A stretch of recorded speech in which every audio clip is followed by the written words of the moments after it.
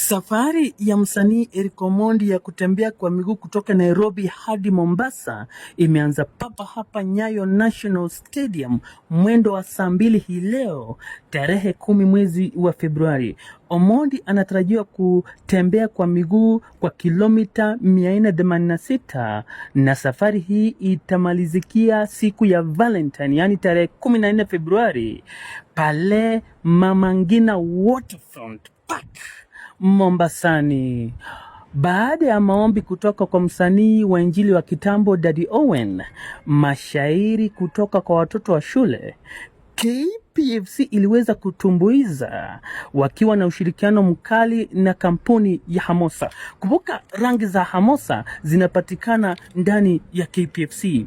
Baadaye Omondi alijipatia kiamsha kinywa kabla ya wanabodaboda kumsindii Omondi na kuanza safari moja kwa moja.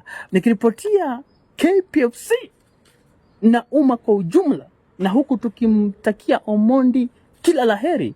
Jina langu ni Justin Bakora Munyama.